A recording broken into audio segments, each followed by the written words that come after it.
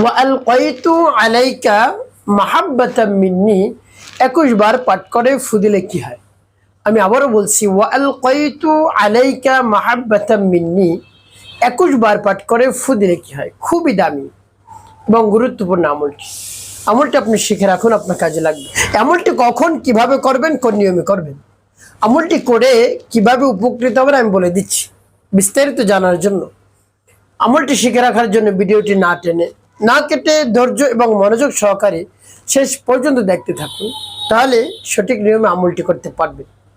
প্রিয় ভাই বোনেরা, আমলটি করতে আপনার টাকা পয়সা খরচ করতে হবে না, অল্প কিছু সময় ব্যয় করলেই হয়ে যাবে। অল্প কিছু সময় ব্যয় করে যখন আমলটি করবেন, এর ফলাফল দেখে আপনি আনন্দে আত্মহারা হয়ে যাবেন।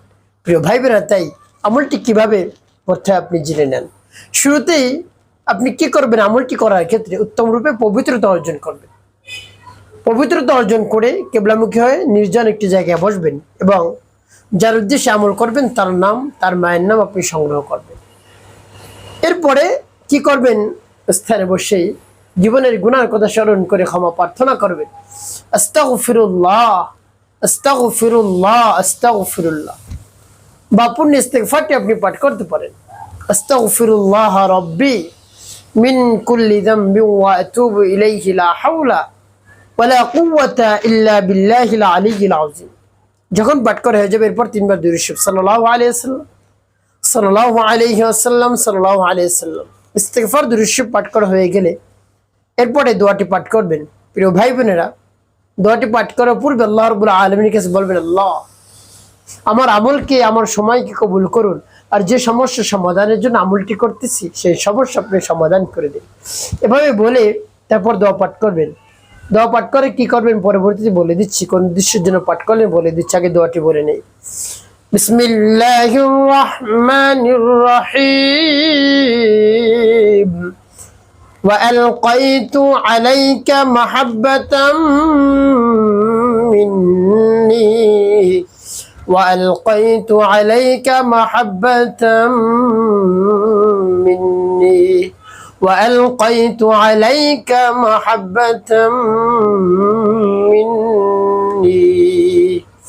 এভাবে যখন পাঠ করে হয়ে যাবে, এরপর একটি ফু দিবেন। তারপর আপনি আবারও পাঠ করবেন, বিসমিল্লাহির রাহমানির রাহিম। وألقيت عليك محبة مني وألقيت عليك محبة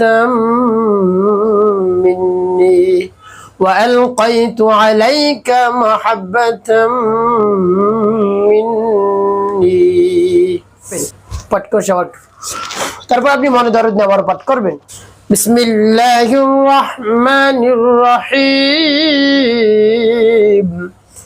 ওয়া আলকাইতু আলাইকা মাহাব্বাতাম মিন্নি ওয়া আলকাইতু আলাইকা মাহাব্বাতাম মিন্নি ওয়া আলকাইতু আলাইকা মাহাব্বাতাম মিন্নি। পাঠ করে সবার। প্রিয় ভাই বা কতবার গুনি গুনি আপনি পাঠ করবেন? 21 বার 3টি ফু দিবেন। শেষে নবীজি সাল্লাল্লাহু আলাইহি ওয়াসাল্লাম মুহাব্বত নিয়ে, ভালোবাসা নিয়ে 7 বার দুরূদ ইব্রাহিম পাঠ করবেন। আল্লাহুম্মা সাল্লি আলা মুহাম্মাদ ওয়া আলা আলি মুহাম্মাদ কামা সাল্লাইতা আলা ইব্রাহিম ওয়া আলা আলি ইব্রাহিম ইন্নাকা হামিদুম মাজিদ। আল্লাহুম্মা বারিক আলা মুহাম্মাদ ওয়া আলা আলি মুহাম্মাদ كما باركت على إبراهيم وعلى آل إبراهيم إنك حميد مجيد. اللهم صل على محمد وعلى آل محمد كما صليت على إبراهيم وعلى آل إبراهيم إنك حميد مجيد. اللهم بارك على محمد وعلى آل محمد كما باركت على إبراهيم وعلى آل إبراهيم إنك حميد مجيد. اللهم صل على محمد وعلى آل محمد كما صليت على إبراهيم وعلى آل إبراهيم إنك حميد مجيد. اللهم بارك على محمد وعلى آل محمد كما باركت على إبراهيم وعلى آل إبراهيم إنك حميد مجيد. اللهم صل على محمد وعلى آل محمد كما صليت على إبراهيم وعلى آل إبراهيم إنك حميد مجيد. আল্লাহুম্মা বারিক আলা মুহাম্মাদ ওয়া আলা আলি মুহাম্মাদ কামা বারাকতা আলা ইব্রাহিম ওয়া আলা আলি ইব্রাহিম ইন্নাকা হামিদুম মাজিদ। যখন পাঠ করা যাবে দুটি ফু দেবেন। পুরো ভাই বোন, আমলটি করা শেষ, কোন উদ্দেশ্যের জন্য আপনি আমল করলেন, এবং যদি এই দোয়াটি পাঠ করতে পারেন, পাঠ করে ফু দিতে পারেন, ভালোবাসার মানুষ চলে আসবে। আপনার ভালোবাসার মানুষ চলে গিয়েছে, এই জন্য আপনি দুশ্চিন্তা পেরেশানের মধ্যে পড়ে গিয়েছেন, খাওয়া দাওয়া ঘুম গোসল সব বন্ধ, কোনো কাজ করতে পারছেন না।